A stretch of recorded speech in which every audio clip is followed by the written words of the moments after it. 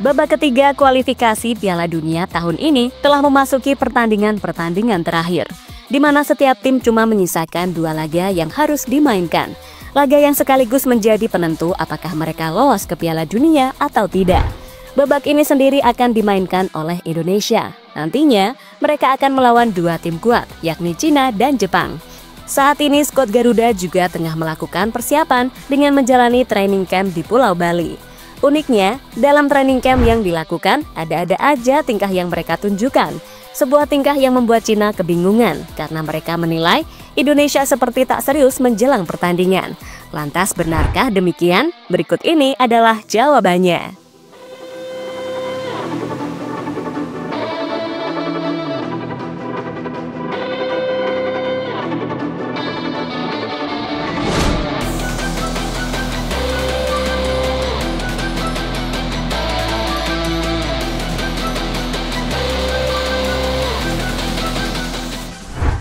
Ya, persiapan terus dilakukan oleh Patrick Kluivert untuk meraih hasil maksimal di pertandingan melawan Cina dan Jepang.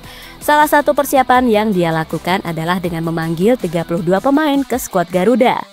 Nantinya jumlah itu akan dikurangi menjadi 23 hingga 26 pemain saja.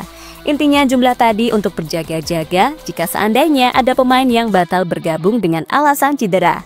Selain itu, Kluivert juga bisa melakukan seleksi soal siapa saja yang pantas membela tim Garuda. Tentu sebuah langkah yang cukup bagus dari pelatih asal Belanda tersebut, karena semua itu dilakukan demi memberikan yang terbaik untuk timnas Indonesia.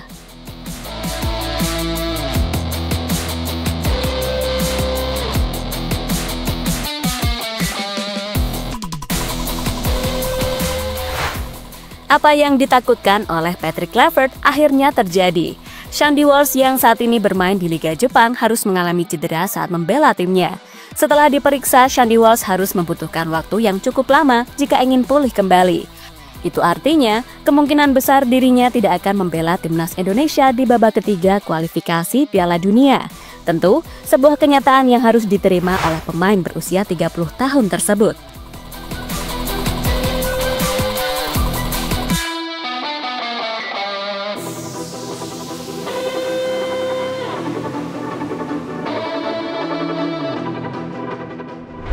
Selain Shandy Walsh, sebelumnya timnas Indonesia juga resmi kehilangan Septian Bagaskara.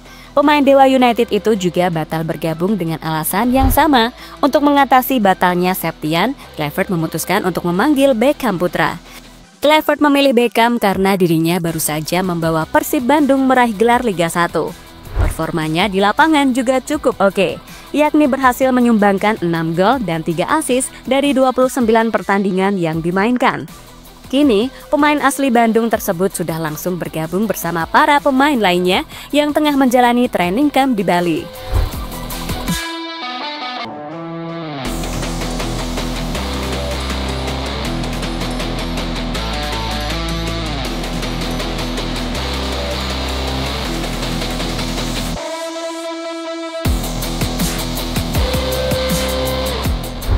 Beckham langsung kena roasting dari Rizky Ridho.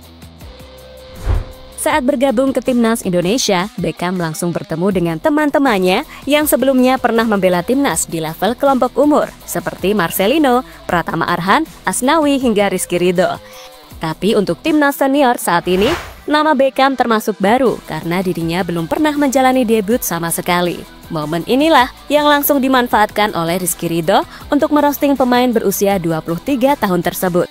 Dalam sebuah kesempatan, Ridho mengejek Beckham sebagai Jack Grealish. Melihat hal itu, Beckham langsung mau memukul Ridho. Tentu itu semua adalah candaan karena 2 pemain tersebut adalah teman dekat. Hey, Jack Grealish. Hey, Jack Grealish. Ma bola.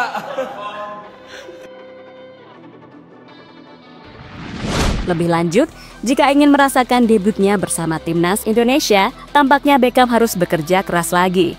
Alasannya adalah karena di lini depan persaingannya sangat ketat. Untuk posisi penyerang utama hampir dipastikan akan ditempati oleh Ole Romeni. Untuk Beckham, dirinya bisa bermain di posisi sayap. Tapi di posisi tersebut dia harus mengalahkan Egy Maulana Fikri, Rafael Struijk hingga Stefano Lillipali, yang sebelumnya sudah memiliki pengalaman bersama timnas senior.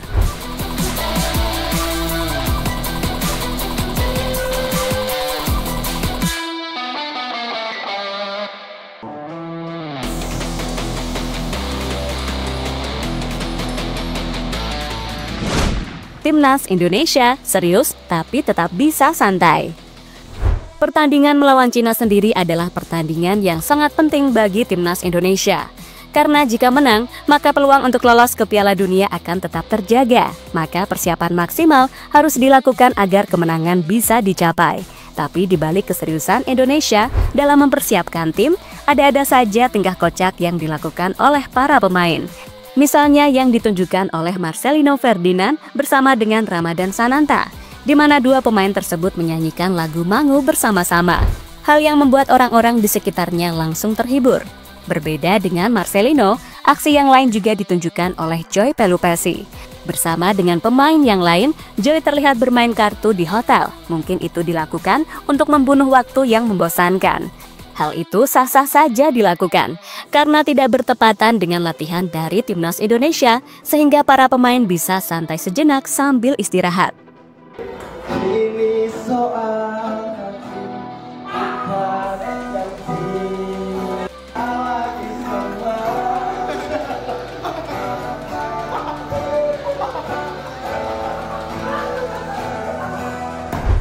Ivankovic, kami serius, mereka malah santai.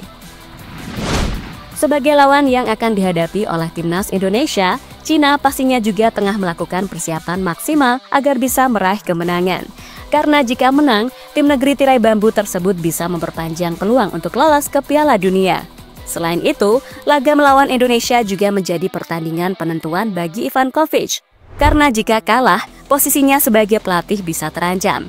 Hal ini sebelumnya telah diprediksi oleh salah satu media Cina, yakni Sohu. Jika tidak bisa memimpin tim untuk mengalahkan Indonesia dan mengalahkan mereka dengan selisih yang besar, dia juga akan dipecat dan dikeluarkan dari tim nasional sepak bola Cina. Jika Ivankovic ingin terhindar dari krisis pemecatan, ia harus membawa timnas Cina melaju, tulis Sohu pada artikel mereka.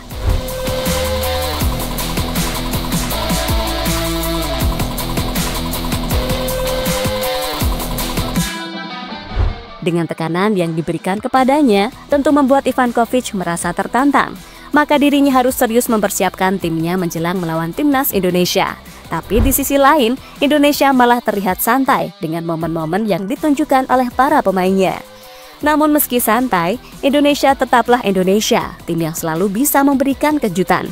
Apalagi pertemuan nanti dilakukan di Stadion GBK, yang pastinya bakal menguntungkan Indonesia, karena bakal mendapatkan dukungan dari puluhan ribu Ultras Garuda.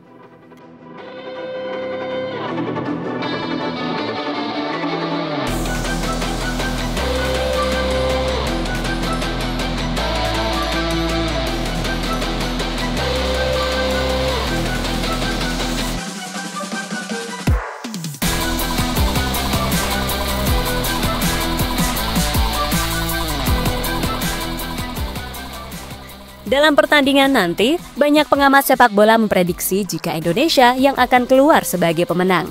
Tapi bisa saja Cina mampu memberikan kejutan seperti yang terjadi pada pertemuan pertama tahun lalu. Maka dari itu, meski diunggulkan untuk meraih kemenangan, Timnas Indonesia harus hati-hati dan tetap fokus agar target kemenangan bisa didapatkan.